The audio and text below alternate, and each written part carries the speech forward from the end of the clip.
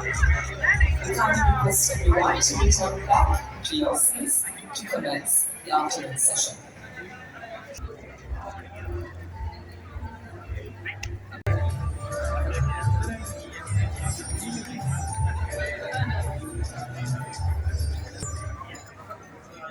Speakers from India, Mr.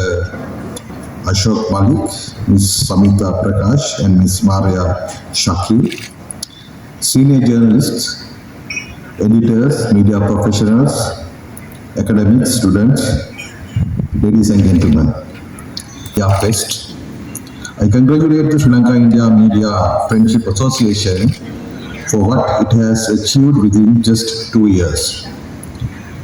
Through Media Fest, professional exchanges, edit roundtables, and training programs, SNIFA has created an important platform where journalists and media professionals from our two countries can learn from one another and build lasting professional relationships.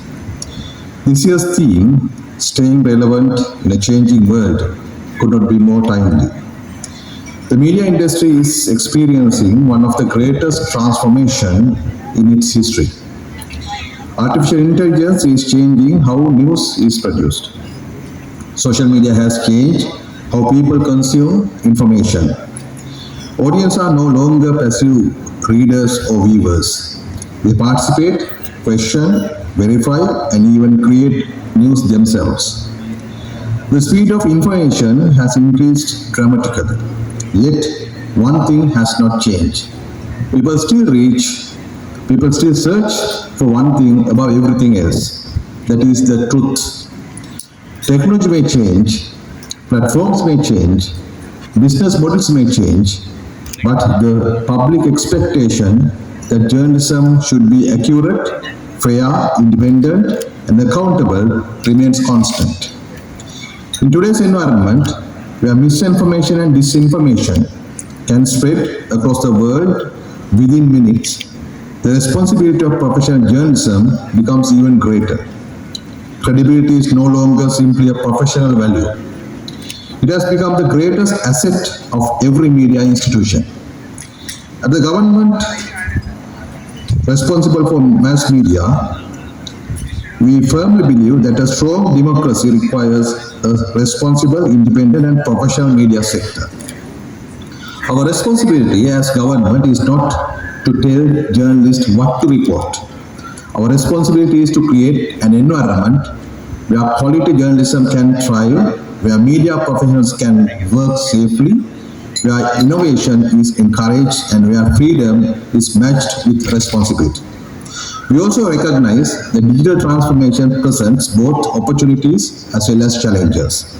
Artificial intelligence should not replace journalism. It should strengthen journalism. New technology should help journalists investigate more deeply, verify information more efficiently, and tell better stories, not weaken editorial judgment or ethical standards. India have much to learn from one another. India has emerged as one of the world's largest digital ecosystems and possesses enormous experience in technology, broadcasting, digital media, and innovation. Sri Lanka has a vibrant media tradition and talented journalists who continue to adapt and innovate despite many challenges. By working together, exchanging ideas, and building professional networks, both our countries become stronger. I am particularly happy to welcome our distinguished speakers from India. Your experience and perspectives enrich today's conversations, and I thank you for sharing your knowledge with the media community of Sri Lanka. I also wish to recognize the many young journalists and media students participating today. You represent the future of journalism. The future of media will not simply depend on new technology. It will depend on your integrity, your curiosity, your courage, and your commitment to serving the public interest. Let's continue working together to ensure that in this rapidly changing world, journalism remains relevant not because of the technology it uses, but because of the trust it earns. Thank you.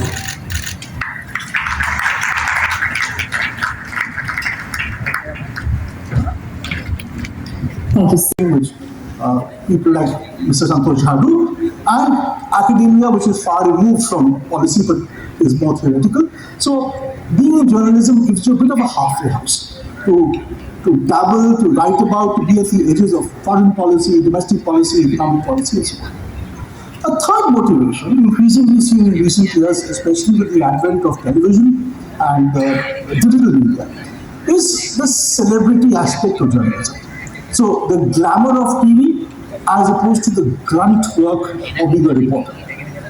Quite honestly, while we may find one more morally acceptable than the other, the fact is all three pursuits, all three motivations are equally legitimate. People will choose what they want to do and will come into this profession with motivations of their choice. We have to accept that we cannot treat one as morally superior to the other because that is not true. A business model of media. Since I much of my work today is around advising businesses, this is something I look at very carefully. How do you make any business, including the media business, sustainable and innovative? Again, quite honestly, this is not a new question. It's not that these questions about how to make good journalism or good media outlets sustainable and pay for themselves have arisen only in the past 5 or 10 or 15 years with the digital invasion, with the algorithm almost war that we face every day. They were there in another form 20 or 30 years ago or 50 years ago as well. This is not an easy profession in which to make lots of money. But it is a profession that nevertheless needs to be sustainable, needs to be viable, and needs enough money to sequester good journalism from pressures that arise if financial sustainability is not maintained. Those pressures can come from a variety of sources.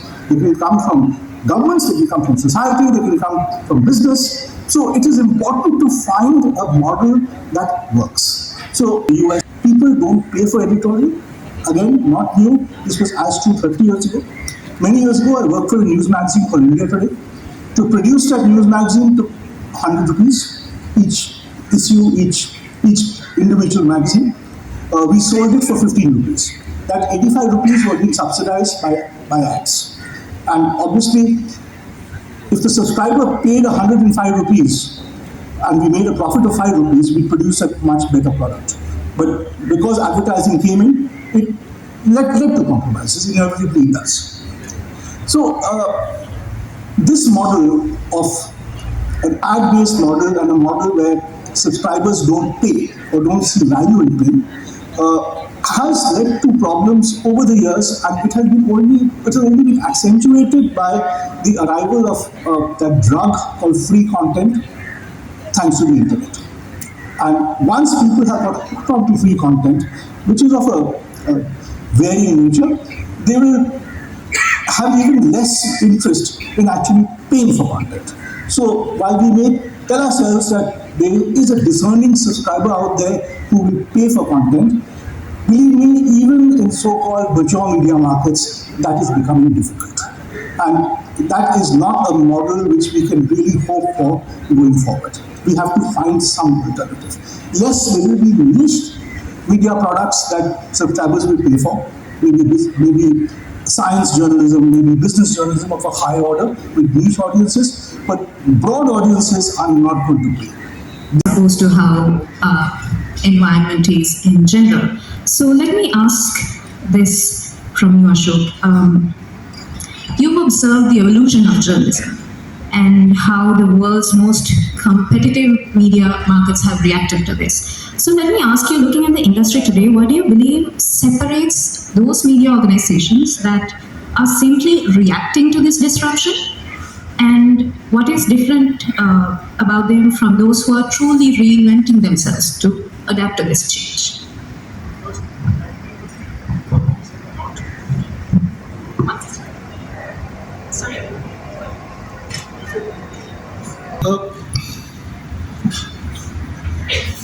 There's no one answer to this question, and I appreciate that the 6 of us on stage, between us, we'll probably produce 7 answers, and everyone in the audience will have his or her own interpretation of this. I can only give you some trends which I've seen, but there are many that I've missed as well.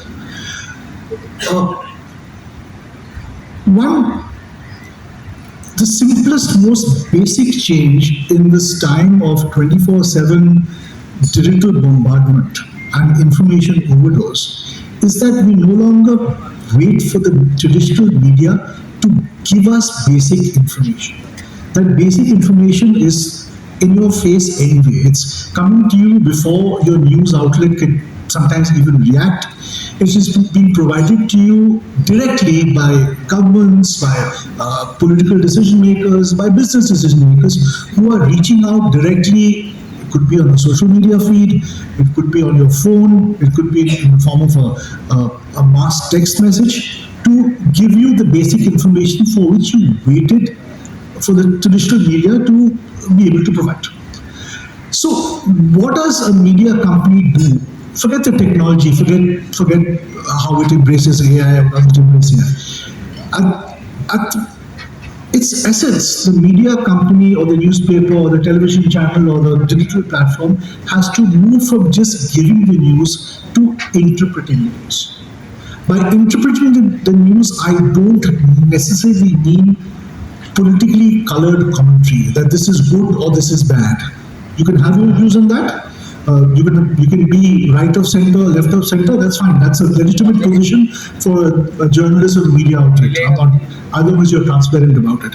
But it is, what does this news mean in the broader context? The government has made an announcement and has announced it publicly to everybody without waiting for the media to be an intermediary. Okay, but what does this announcement actually mean? And that requires investing in resources, investing in cerebral capacities that are well beyond just transmitting news that has been passed from one spokesperson and broadcasting it immediately.